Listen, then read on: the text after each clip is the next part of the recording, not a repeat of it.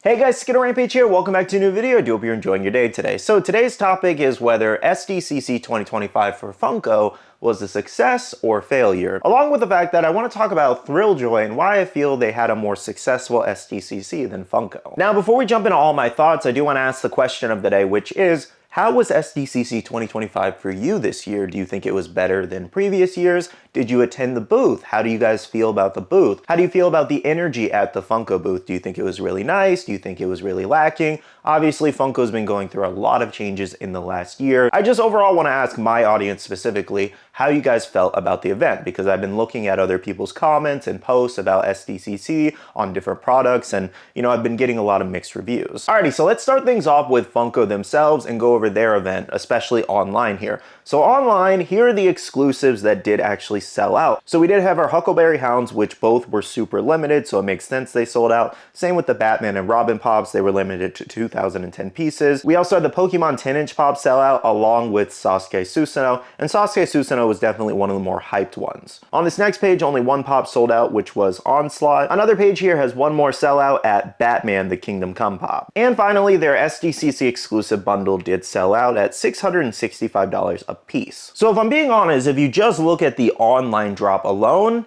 I don't really see that as a success when only like maybe 8 things sold out of the 30-40 exclusives you did announce. Now, granted, some things did also sell out at the Funko booth, especially the limited products, but when it's limited to 2,000 pieces and you have thousands upon thousands of collectors, I wouldn't even say, oh my gosh, that's a success. It's 2,000 pieces, it was probably bound to sell out like most other companies. I think the success for drops like this lie on if your other products at way higher piece counts can still sell out. I think it really shows the popularity level has definitely weaned down. Now this year I didn't actually attend the SDCC booth, but I didn't hear a lot of people posting about things that did sell out actually. So if you did attend SDCC, let me know down below what you've noticed sell out more quickly throughout the day. However, based off the comments I've been reading on different people's posts, I just really haven't seen a lot of buzz about this SDCC this year. I've also seen a lot of people say they don't like the exclusives, they see nothing they need. And of course, outside of a few of the exclusives, I mean, it wasn't like their best lineup yet, but there was a couple decent things.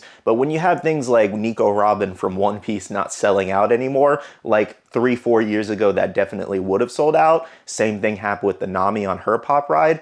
It definitely gets to a point where you're either making too much stock or the popularity has significantly decreased. It also doesn't help that at other previous Comic Cons, when things haven't sold out, they ended up going on 50% off sales, like the Nami. Again, for example, she was 50% off, and it's like, okay, why would I buy Robin now if it's just going to go 50% off later? And Robin's the only exclusive I wanted, and I didn't even purchase her on the Funko shop because I'm like, why am I going to pay full price if I know it's not going to sell out most likely, and it's just going to go on sale later where I can save some money? I have no reason to buy this right now. And I really do think that comes into a limited factor situation. But even at the same time, you can see where the recent Usopp Wanted poster, just a regular Funko shop drop, where the Wanted posters have always been very popular, people really love them, didn't sell out at the Funko shop. That's very concerning. And I'm not saying that Usopp is one of the most popular Straw Hat members in the show, it's just more so it's the best Wanted poster cover to date, and everybody was excited, yet it did not sell out. Now, I did talk to a friend about the Funko booth themselves, and they did say that the Funko booth kind of lacked a little bit of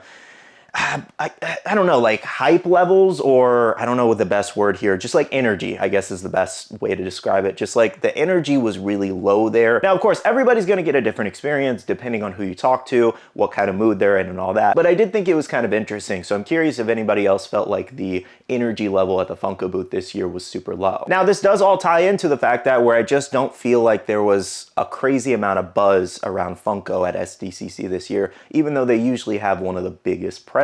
I would genuinely say one of the better things they did was have a panel there and show off some new products, which these were the new products. If you missed them, we had some FNAF stuff, Supernatural, as well as some more horror and Batman Ninja. On this next page, we had a new Disney Rapunzel Pop, some new Pop Element and Pop Protector product lines announced, Star Wars, Metallica, and on this final page, we had Hunter x Hunter, Marvel Rivals, League of Legends, and Baldur's Gate there. Now, even though some of these licenses are really cool, I wouldn't say it's like, whoa, oh my gosh, nothing that we haven't necessarily seen before, I don't even think there was any really new product lines there that we haven't gotten anything from before. Looking back at it, yeah. Other than Batman Ninja, I guess, but, look how many Batman Pops we have. Look how many FNAF Pops we have. I think something else that needs to be taken into account is the fact that Funko didn't really do anything extreme at SDCC. They kind of just sold their products. They had a panel, and that was about it. I think why it feels a little lackluster this year also is because of Fun Days being a completely separate event, because usually it's attached to SDCC and promoted around the same time, even though it is its own event, and they decided to do it at their own store to kind of save some money and do a different twist on it in a couple more days. So that could also be a main reason as to why the buzz was just low around Funko and people were paying attention to these other companies a little bit more. And that does compare into the other product I did want to talk about in today's video, which was Thrilljoy. I feel like Thrilljoy has had a significant amount more buzz than Funko, especially at SDCC. I heard their party went extremely well, their like block party or whatever they called it, extremely well. All the influencers had good things to say, but I also heard from a lot of attendees just comments saying it was a great experience. Like other stores that attended there, it was a great experience. Energy levels were up. They even announced a bunch of new products there too. We do have a bunch of horror stuff like Killer Clowns, The Conjuring. We also had The Terrifier, SpongeBob, Avatar, Lord of the Rings, Wednesday, Clueless, and Battlestar Galactica. And one product that I found the most interesting as an announcement was Hazbin Hotel here as a Hot Topic exclusive with a chase. So the fact that they put out their product line before Funko did, and we got a leak earlier this year, just maybe like last month, about Hazbin Hotel Funko Pops coming, I believe next year. And it all goes down to what is Funko doing with these licenses? To the fact that we're a newer company, roughly a year old with Thrilljoy, is getting licenses faster than Funko. That makes no sense. Funko's a billion-dollar company who's been around for, 20 years or more, and Thrilljoy's beating them to the right licenses that people want, while Funko's just twiddling their thumbs and making random stuff that nobody asked for. Now, if we talk about the Thrilljoy product itself, though, it is essentially a copy of Funko. I don't think anybody can necessarily deny that. While Mike Becker did create the company, eventually Brian did buy the company from him and made additional products like the Funko Pop and turned Funko what it is to this day. So that's why I say that Pix is technically a copy of Funko, but not at the same time, because the guy who created Pix also created the Funko Pop, So it's basically him just kind of copying himself and putting a spin on it. But I mean, let's face it, I would say the Thrilljoys definitely look like a combination of Funko sodas and Funko Pops put together in a similar box, and they have chases and exclusives and all that. Plus, consider the Thrilljoy products that they're putting out are actually very similar to a lot of the licenses Funko has done already. And here's their San Diego Comic-Con lineup here. We have a lot of like older stuff that usually Brian's kind of into, like, you have the Monsters, you have Jetsons, Batman, obviously, then you have your Garbage Pail Kids, and a couple other things. There's a couple other mascots and niche things, and then you got some more exciting things like Jason. You also have Voltron in there. So you can kind of see where they do a lot of similar licenses that Funko does as well, and it makes sense because he was the previous CEO of Funko, So he made a lot of these products happen too. So don't take that as me saying, oh, they're just copying everything they're doing. Obviously, they're a new company. They're gonna do all these licenses that people are fans of and want to collect with their new product. But essentially, that's what kind of makes them a competitor to Funko. Now, sales-wise or scaling-wise or just like presence-wise, are they bigger than Funko? No.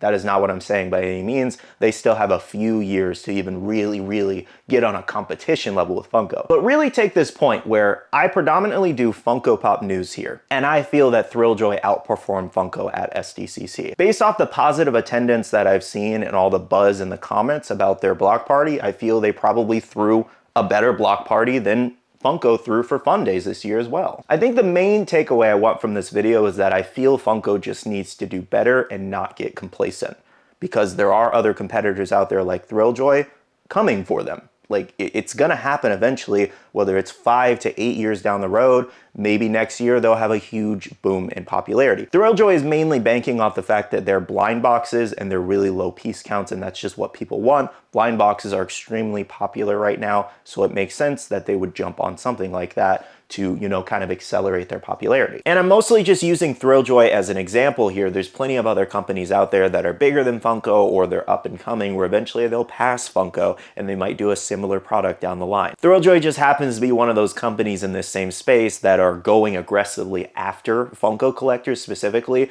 as they've had a lot of Funko influencers at their event promoting their products. Something else that I really like that Thrilljoy did, that they did better than Funko in my opinion, is that at NYCC, it was a little bit of a messy release because they did rush the release. They were trying to get their product out. They brought a ton, and it didn't sell as well as they expected it to or wanted it to, because they had those giant case pieces, you know, that a lot of people were just kind of iffy about. It's like, oh my gosh, that just looks like a Funko Pop moment in a bigger, more obnoxious case. How am I supposed to put a bunch of these in my room? They're huge, they really are. And I did not see myself buying like 10 of those. Where was I possibly going to put those? But the thing they did in the next 6 to 8 months that I loved is the fact that they already had a new product planned, but they pushed it out extremely fast, and they course corrected immediately after hearing the complaints, where they made that smaller product there that people are really enjoying with that blind box element, and people are just loving it. They're being bought up like crazy. They're not, again, selling like Funko levels of volume, but